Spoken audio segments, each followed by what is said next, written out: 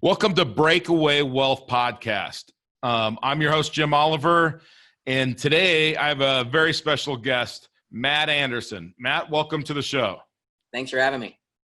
Now, I know Matt, or I was introduced to Matt through his dad, Jim Anderson, and he has the second longest tenure here at Create Tail. When I started the company back in 1988, and Jim's been with me, it seems like from the beginning, but I guess it's only been about 10 years or something like that.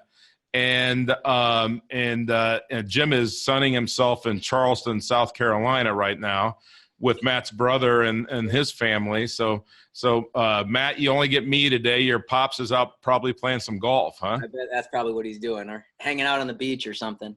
That's right. That's right. Well, Matt, give me a little bit of background. You're from Iowa. Just kind of tell me a little bit about yourself, your family. Born and raised in Sioux City, Iowa, and lived in Morningside for the majority of my early life. Eventually, my parents moved to Sergeant Bluff, and so from there, I kind of developed some interest in pharmaceutical law, actually. And so I'm actually a practicing intensive care physician right now. And I don't know how I particularly decided to go after pharmaceutical law, but it brought me to South Dakota State for my undergrad. And from there, I kind of switched as I found out I could actually do some of the classes. I didn't know if I was smart enough to go into actual medical school and stuff. And so I got through that, and I eventually got into the USD medical school. And from there, I went to Madison, Wisconsin, and did a residency in emergency medicine, and spent 2 years after that doing a critical care fellowship. And I worked in Madison for a year, and now my wife and I have moved out to Rapid City, South Dakota, and she's a practicing allergist here in town. And I work at the main hospital at Regional Health. So, Matt, when you said you weren't sure you were smart enough for medical school, wasn't there a national test that you actually scored #1 in the nation on? Well, actually, so how it works is in undergrad, you had to take this thing called an MCAT, and I didn't score like near #1 or anything on that. Right. But in emergency medicine, I actually, there's like you do like these practice tests before you take the main board certification test. And 1 year I tied or something like that is the #1 score in the country. So as the audience, as you might be getting a little bit of a feel for Matt here, audience, is that Matt is very humble. Now, knowing his pops and being on the golf course weekly with his pops, this was not something that was passed down from his dad. No, just teasing. No, I'm not better. I'm not better than most. No, I'm not. Yeah, that's right. Better than most. Well, and since your dad's not here, we have to rip on him a little bit, but we'll probably keep it right there into those comments. I did, to be quite honest with you, I did get something from my dad, though, as you say, something brought down. And, my dad, my work ethic and things I got from my parents, I think, did come down from my dad. And so his is, better than most. And mine has always been kind of doubt me than watch me type of thing. Because I'm more of the, I like kept my denial letters from medical schools that I didn't get into. It's like, I remember that. Your mom told me that. That's right. And so I've always kind of, I carry a chip sometimes. And so that's, I get that from my dad, though, I think, too, because he's, that's a little bit of where he comes from. So. Now, your dad kids around a lot about that better than most, but your dad's a pretty humble guy. And on the golf course, he's normally about 10 strokes better than anybody who's playing. And he doesn't rub it in their faces. I mean, he does take our money, but that's about, about what he does. Yeah. He hasn't started taking my money yet. Well, you'll get there. He won't feel so bad because now that you're out of residency and everything else, you've got, you can afford it now. And so, okay, Rapid City, that's a cool town, really, progressive town. Kind of reminds me a little bit of Denver, kind of the weather and everything. So when we think about being a doctor and training for a doctor, how many years did you go to school, by the way? Let's see. So it depends on what you consider school. So it's after high school. So 8 years of school, and then it would have been, I get kind of paid a little bit, not nearly what it comes out to be like $8 an hour or $7 an hour for the hours you put in during residency, but I do get paid. But if you go all the way from the time that I had my truly first job where I wasn't working under somebody else, it would have been 13 years. Okay. 13 years, 13 years of schooling to become a doctor, critical care doc, right? Okay. And that's a specialty. That's why it's a little Yep. bit longer than if you're just a general Sure. practitioner or physician. How many classes, economics classes, how many economics classes did you have? I wish I would have got an MBA when I first went Yeah. through. Right. Literally, none. I mean, there wasn't an actual class, and even in undergrad, I did biology and stuff, and so it was more of science stuff. And so, Yeah. I've been more or less self-taught in some areas, and And that's, we yeah, don't get that's, any training as physicians, to be quite honest. you Despite get getting no training in money or economics or business. no, nothing. I mean, it's you come out and you are pretty much. And some people did do stuff before that, so I shouldn't say that. Right. But I would say I'm probably the norm. And the majority of people that went into medicine, they took some science classes, biology, chemistry, things like that. Very few people do economics or business majors and things like that, Right. because it doesn't have the same tie-in as a science does to medicine. And so, yeah, I mean, Sure. even in medical school, like we get a counseling session more than anything. It wasn't an actual like, hey, this is this is that. This is what a 401k is. This is what a Roth is. Like, here's what you need to get disability and umbrella coverage at your house and all these things that you need. It's like just talking about student loans, really, and don't spend money on Starbucks. Get regular coffee because that Starbucks coffee is going to cost you 4 times what you paid for it after you pay your. Right. And that's about Yeah, lost opportunity cost on that money, right? I mean, stuff that you've learned on your own since then and that you've studied. But think about that. You're gonna be a doctor. I'm not saying you, but you're just going through medical school. You're just the average med student out there, and you're gonna get a job that's gonna pay you an uncommon income, hopefully, right? A higher than normal income than the average American's gonna make. You could be running a multi-million-dollar business, and really you get no training. No, none at all. Now that seems like a big flaw to me. But so, obviously your dad being with Create Tailwind and knowing about infinite banking and cash flow and real asset investing, he introduced you to infinite banking a few years, how many years ago? 5? So it would have started, I started when I first got into residency, my first year. Okay. So it would have been like 6 years ago now. 6 years ago. 7 And by the way, you have grown your system considerably over 6 years, right? Yeah. Mm-hmm. And so you've done all this on your own, and you've kind of broken away from the herd being the people, the docs that don't get any of this training, kind of think that their profit sharing plan is the greatest thing of all time. And it's a qualified plan, which if doctors don't understand that the qualified plan is not designed for you, right? Because, by the way, if you're at a higher income, now you've spent 13 years, right? Somebody could have started working in the Ford Motor plant and by the time they're 13 years in, they're making really good money. Yeah. And they've had 13 years of income. So you've sacrificed that, got all that so that you can make a higher income from that 14th year for the rest of your life as long as you're done. Yeah. But still, to break away from the herd, what was it in your mind that you just thought, I'm not going to do that. I'm going to figure out a different solution? Well, it's probably, to be quite honest, was from my dad being there and, introducing me to the idea of learning how to, the concept of infinite banking, or if you want to call it, whatever you want to call it. Yeah. Infinite banking. We like that. Yeah. From my standpoint, I was so naive at that point and so fresh that, I didn't really even know better, I guess. I know about securities at that time. You get some like classes in high school or something where you buy securities with fake money and run a checkbook and stuff like that. Yeah. And so, that's what I thought, that was kind of the way to do it. And, it was reliable and it's the way that everybody does it to get rich. And that's what I thought. And then, and don't get me wrong, there's a million roads to Dublin, but I like the idea of being able to control my own money and be able to control the ins and outs of what I'm doing with it, and being able to really take on the responsibility of not only being the debtor, but the creditor and that type of thing, where I I learn about cash flow. And I think from that standpoint, learning about that has been immensely helpful for not just in my family, but also, helping my wife with her business and things like that, the things that we're getting into now. Whereas, you can't do it with the old way of 401ks and I shouldn't say that, there's anything horribly wrong with those things, because there's a benefit to them, but at least from my standpoint, it's a small benefit. Nobody's ever going to be able to live in retirement on a 401k, what you can put in a year, Right.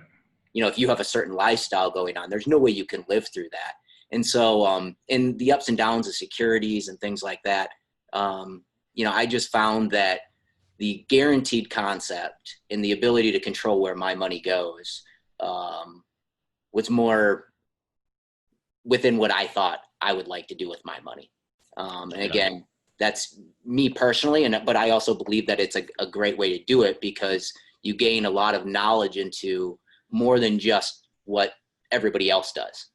And it gives you a better insight into really how money and economics and cash flow works when you use something like the infinite banking concept. Yeah.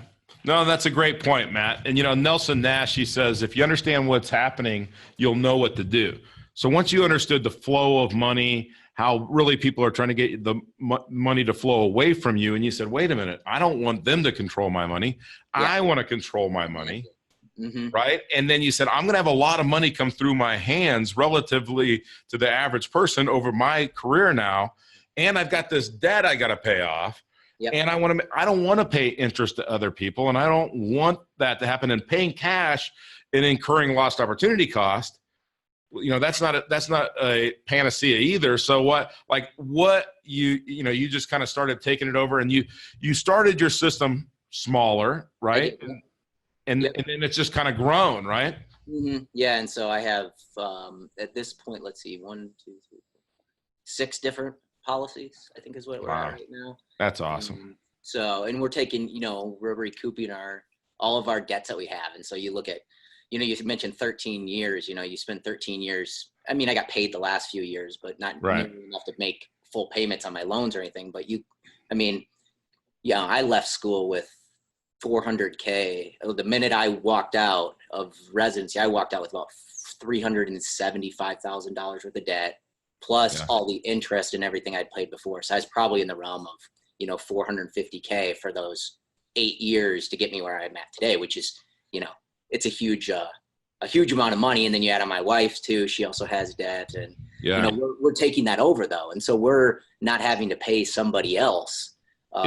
We're paying ourselves at this point. Right.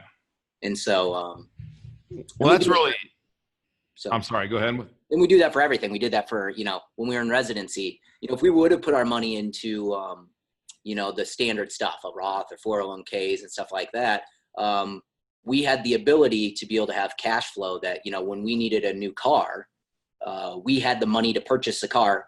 We bought the entire car with cash through our banking system, and then we pay ourselves back. And we've done that with both our previous cars now. And so it offers you the more, you could take money out of 401k, but then you pay penalties and you pay your underlying income tax anyways. And, I just find that this system works better for those types of things than what the traditional system would offer.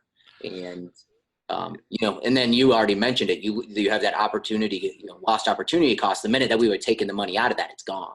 And so we're able to kind of continue to recoup that with the plans that we have in place.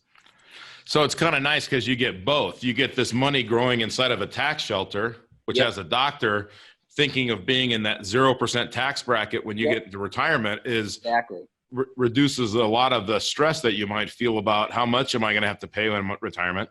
Plus, you get to use the insurance company's money to go out and pay off these debts and to finance your major purchases, maybe pay your taxes. You've even loaned money to other people with the right collateral, right?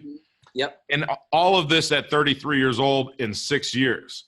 Now, I quite honestly, I wish I was 33 years old when I learned about this, and I've been using it. I'm 53. But So I think that's really, really incredible, and it's really cool. And you know, your dad showed this to you, taught you about it, and then you did a lot of studying on your own. I mean, you participated in your education on that side of it, right? I did, and so I did both sides. You know, I'm a skeptic. Yep. To speak bluntly, I look at both sides, and so, you know, I follow a guy that I respect, one of the White Coat Investor. I follow his blog, and he is well known to not have the same beliefs that I have with respect to the utility of the infinite banking concept. And so I went to both sides, and I did my research, and I, you know, looked at the pros and cons. And there's no perfect investment. That's the biggest thing I'd say out there, is that, you know, you're not going to find one thing that's going to fit, you know, you perfectly. But what you have to find is something that you can live with. You know, most people throw money into stocks, and they have this what's called the planning fallacy. They think that they're going to, you know, make this amount of money through their securities and through their, you know, whether it be, you know, hitting it big because they think they're going to be the next Apple, or they're going to be the next Amazon that they're going to be investing in. And they don't have any of kind of the loss aversion that they should probably have, meaning that they have understanding that there's risks associated with that. And me personally, I think that I'm not a big gambler, and I wouldn't say securities are gambling, because as long as you, I would. Well, it is. But if you use it like low risk, so index funds, for instance, that, you know, kind of go with the market, there's still, obviously there's risk, right? And undoubtedly there will be another 1, 2, 3 bear markets, maybe more, before I'm at my retirement age. Absolutely. And the question is for me at least, is when is that going to occur? And you have no idea. And you have no idea. And so for me, I know that these companies, I researched it. I mean, you know, these companies pay out dividends. They've been around for hundreds of years. You know, when I look at how would I lose my money in these types of things, it would be only if these companies were to go under. And if these companies were to go under, it's not just me that's going to be in trouble. Our whole country is going to be in trouble. And the whole economy, I mean, the world is going to be exploding. And so I think that that's where I get it, where I like these as well, because I don't feel the pressure of loss with these. It's continual gain. And the only loss that I can sustain is if I take and move my money, you know, you mentioned, you know, loans or into investment opportunities, which I'm still going to do, because I think you have to take some risk with what you do. But I don't have to. I know with these things and the way that we have it planned out, if I get to a certain point with my policies, I will have financial freedom when I want to have it. Yeah. Now, I personally don't think I'll ever probably really stop working, because I love what I do, be it either in medicine or even now in finance. But there's some, you know, it's that little security blanket, I feel like, that you don't have with, you know, the uncertainty of the future. And I really don't think, at least from my standpoint, I know that the returns may not be as astronomical up front, you know, when you use whole life or infinite banking concept. But the security blanket that I feel like is there, for me at least, it makes me sleep easier. You know, I don't have to worry about, God, what happens if Trump throws some tariffs on something and China doesn't like it and the market crashes $5,000 tomorrow. Yeah. And if I need some of that money that's there, now it's gone. And so just one of those things where I don't really like uncertainty. I don't really like gambling. I don't like losing my money. And so I like to compound my money. And that's really another reason that this fits me pretty well. You know, it's uninterrupted compounding too, because like you said earlier, if you have to make a choice, let's say you're 10 years down the road and, you know, you have an opportunity that comes along and you say, well, gosh, am I going to take this money out of this account that I have, maybe pay taxes, maybe pay penalties to buy this opportunity? That's a lot bigger decision than to say, I have this cash value inside my insurance contract and I'm going to take a loan from the insurance company to go buy this other business. Hey, I'm a big boy. If something happens, I just know I'm going to pay them back. Pay back the loan so I can go redeploy this money again. And, you know, people don't really want retirement. What they want is financial freedom. And you mentioned that. But you also mentioned something else is, you know, obviously you went to school for 13 years to be a doctor. That's where your passion is. But you felt so strongly about taking control of the banking function in your life that you're actually coaching other people how to do that now. Yeah. And so it's something that I like it, and I believe in it. And so it's become something that, you know, whether it be my colleagues, my friends, trying to get other people that are in my area interested or into it if they have interest. You know, it's just something that I believe in. And so when you believe in something, you know, you often want to share it with people because it's somewhat liberating. You don't, in the uncertainty type of thing, to me, it just kind of eats at me when it's there. And I like the idea of having a certain thing, something that will be there, and I can, you know, utilize the stuff that's there in whatever way I want to try to improve that. But then I at least know with what I've done, it's going to be there. Right. With almost 100% certainty. Because again, the world would end if these companies and stuff go out of business, in my opinion. So Sure. Yeah. These companies are as financially stable as any company that you can imagine, and their reserve requirements and their, I mean, it's pretty amazing. And how they make money. You mentioned the mutual company. So there's two different types of insurance companies for the audience, for the people that don't know. There's stock companies and there are mutual companies. And those companies are required by law to distribute the profits to the owners. Well, stock companies are owned by shareholders, and mutual companies are owned by policyholders, policy owners. So when we buy an insurance contract with a mutual insurance company, we in effect become a owner of that policy or that company. So we you know, we have some more control, and the company operates differently than in a stock company type of environment. You know, so when we think of what was the one thing, did you have like an epiphany, or, you know, when we think of breaking away from the herd, was there something that happened, or just something that you heard? Was it the control thing? What was it that, if you could pinpoint it, that helped you break away from the herd? You know, to be quite honest, my wife and I sat down and talked about this when we first were looking into it. And both of us have the same philosophy, I think. And since I'm married and I know my role, you know, I kind of went along with, you know, what she was saying with, you know, we aren't, you know, we're frugal people. We are somewhat risk averse type of people. And when we both came together and said, you know, what we want to do is, you know, have a guarantee. And we don't have to have that worry, because we're going to be fine. You know, my family's never not going to be able to, you know, put dinner on the table and stuff like that.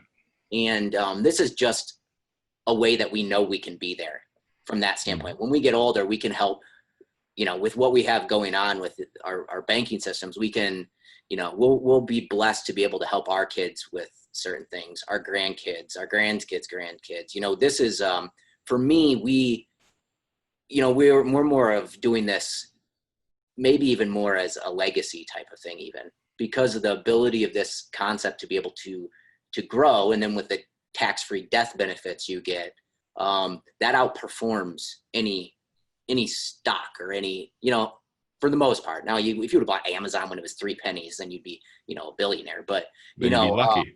Yeah, exactly. But and I would say this, for everybody that's done that, there's way more people that have lost.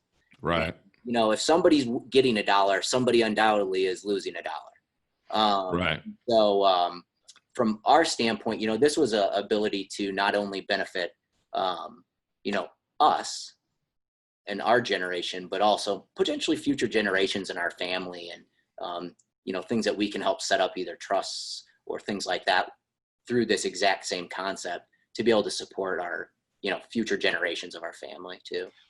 You know, I think that's really important. You know, Nelson says that in Becoming Your Own Banker, in the book, he talks about, think at least 3 generations ahead, you know, your children and your grandchildren. And for you've got some policies on your children. Yeah. And so, you know, you're going to use that cash for your lifetime. Maybe you'll loan them some of the cash. Yep. And then when you die, they're going to get their policies inherited. They're going to inherit their policies. And then when they die, their children are going to get the death benefit. So just on those policies alone, you've created this generational legacy. Yep. But the other thing that I think is cool, because I know your children are young, is that there's a possibility that your children will never have to walk into a commercial bank and try to get a loan. Never walk into a car dealership when you're in trouble by saying, hey, okay, how much are my payments going to be, right? I'm going to set that. I'm going to get the loan. Just give me the best cash price. Exactly. And people would say on the same end, oh, you can always get 0% interest for all this, but ultimately you're probably in those scenarios actually losing money, because most of the time when they're offering you 0% interest, and then we just did this with, we just used our banking to finance our new washer and dryer in our house. They would have given us 0% interest, but then we don't get the cash off the top. You don't get the best price then. And so you're always losing if you do it that way. If you can finance things on your own, you maximize your ability to profit on that purchase. So Matt, you brought up a great point, 0% interest. Now, there's always there's a huge word. Now, it's only 2 letters, okay? But it's a huge word when they offer you 0% financing. You know what it is? Or. So it's always 0% financing or $3,500 cash back. It's never and. Yeah, it's never and, it's or. And I'll give you a perfect example that our friend down in Texas, Todd Langford, uses in one of his examples, is he uses a $30,000 car, right? 0% financing or $3,500 cash back. Now, if you do the math on this, and my numbers, I'm going to round my numbers. I like to use round numbers. Is you're buying what really happened is you bought a $26,500 car, because they've already established that's the cash price, for $30,000. So you paid all your interest up front. And if you do the math on that, that's over 6% interest. They got you, right? It's always or. Now, if somebody says, all of these, utilities or like appliance places, you just say, give me the best cash price. I don't want the 0% interest. No, you financing, if you're going to finance something, there's a reason that financing brings in billions of dollars and that there's banks on every corner that you look. And it's because financing is the easiest and probably one of the safest ways to make money. Absolutely. And why would you not want to do that yourself? And so proponents of this, or people that are against it, you would say, oh, you got to pay this upfront, fees and commissions and all these things. But the way I look at it to tell people would be that, you're buying a bank. If you wanted to go put a bank on the corner, it's going to cost you way more than the commissions and fees you're going to pay up front for, the whole life policy that you can be your own banker in. And so, and ultimately fees and those types of things and commissions, unless you do everything on your own especially for any professional that's listening, most of the time you should make sure that you aren't paying, assets under management. You are going to get completely taken advantage of, in my opinion, if you pay assets under management, because at 1%, if you have $10 million eventually, 1%, you're giving somebody $100,000 a year to do something that if you did this on your own, and I'm doing on my own now, I will never pay that money to anybody else, because I have a system in place and I've learned about this enough that in the end, I'm saving myself on all those things. You're right. And even in any other type of security or 401k or anything like that, you pay fees and more or less commissions to somebody for everything. And so I just bring that up because I know it's one of the things that a lot of people that I talk to have issue with initially. And I think that you really got to look at the big picture and just say, you're paying it up front. It's like you're buying a business, you're buying a bank, and nothing in this world's free. And so you got to understand that, but the ability to make so much by being able to finance is going to overcome that cost, years down the road. And one of the things that we do at Create Tailwind, as you know, is that we don't charge anybody a fee because we're going to help them get the insurance and we're going to get paid from the insurance company. We don't charge them a fee to coach them, to help them with, or provide them promissory notes, amortization schedules, everything else that they need to make this a legitimate loan, and they need in the records they need to have for the IRS and for their CPA. because the insurance company pays us to do that, we don't charge anybody a fee. Yep. Now that the insurance company allows us to do that, right? Mm-hmm. The fees that are associated with mutual funds, like you just said, at 33 years old, you're going to be 34 in a couple weeks, right? Yep. 33 years old, for the next 40 years, 50 years, 60 years, who knows how long, the impact of those fees is so much, it's such a multiple of what you would ever pay to establish a infinite banking type of policy. Plus, Matt, we reduced the commission by 60% the way that we designed the policy. Yep, exactly.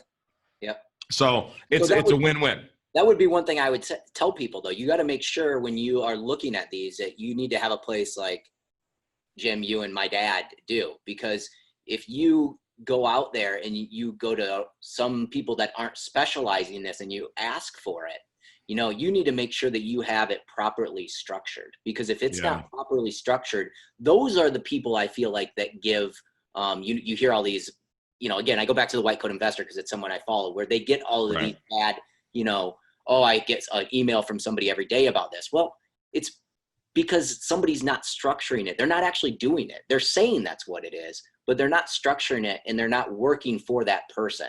And it doesn't matter.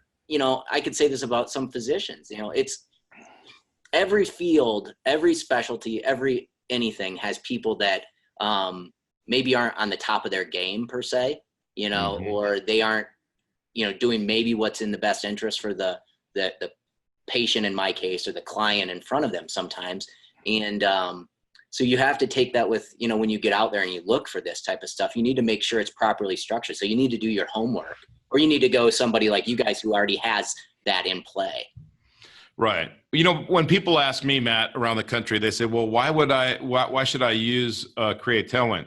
Because we do this. Yep. We've bought all kinds of things with this. As my wife would tell you, we've done a lot of things to our house and houses with this. We've bought houses with this. Sure. We've bought real estate with this. We've bought businesses using this. And the money starts to flow back in so fast, we have to expand our system. Sure. And you could see this even at 33 with 6 policies, that by the time you're 50 or 60, you might have 50 or 100 policies. Who knows? Yeah, that's where we're going.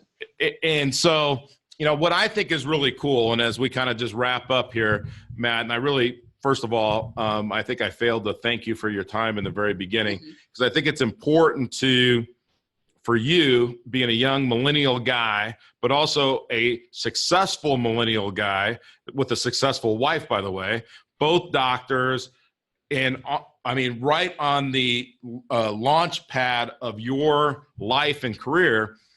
Now there's a balance to this white coat investor mentality. Yep. To an alternative. Mm-hmm. We're not saying it's for everybody, because this is a participatory sport. Right? Exactly. Now, some people like to watch golf on TV, and some people like to play golf. Yep. This is only if you want to participate. We're not going to take, people that do infinite banking, they have to do it. You've talked about, here's what we did. And I like to tell people that with Create Tailwind, our clients are the hero of the story, right? If this were Star Wars, we're not Luke, right? We're Yoda. Yep. We're guiding you, and you're the hero, and you're going to get all the benefits, right? Exactly. So, before we wrap up, the last thing I like to ask everybody is there 1, 2, or 3 books that you've read in your lifetime or what book that you have given away the most that you think has made a difference in your life? So 2 books I think would be, well, 3. One, I always put a plug into medicine. And so Being Mortal, it's a book about just, our mortality. And I think it's a strong book from the standpoint, and even can go to finances and stuff, because it's a strong book to understand that, we all at some point are going to die. And when that day comes, you got to kind of have a plan, and not just a plan about, where, when, and all that stuff, but also a financial plan. I mean, for some people that means different things, but for me, that's something that kind of got me to thinking about, legacy money. Another book, actually, I think it was when I took a class at SDSU and like it's ROCT or whatever the the military course is. And so it was like as a senior. And so I read this book by Colin Powell. I'm actually an independent. So this isn't going one party line with the upcoming elections and things. But I think the book, if I remember right, it's called It Worked for Me in Life and Leadership. And where I got out of that was he has these 13 rules of like life. And anybody that wants to look at them, all you have to do is Google it. But, he had just a few of them, one about don't put your ego so high that, or don't put your ego so high that when your position goes, your ego goes with it. Just, being able to stay humble with what you do. And then perpetual optimism is a force multiplier. Really you can make a lot of change, just by keeping a positive attitude and that type of thing. So it's a book that's really interesting from a guy that didn't come from a lot. And then the other one is Thinking Fast and Slow by Daniel Kahneman. He's he actually, he won a Nobel Prize in economics with this book.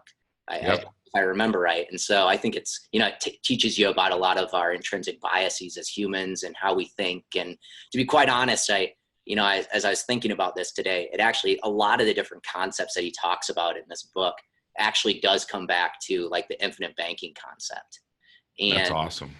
You look at, the way that the infinite banking, for me at least, there's this concept, was it the prospect theory versus the maximized utility, where maximized utility is like you try to get as much, like it'd be, I just want as much money as possible. And I feel like that's what the securities are like brought out to people. Like that's how we're taught when we're younger, like that's how you get rich. Whereas, the prospect theory is like, it's more or less, the way that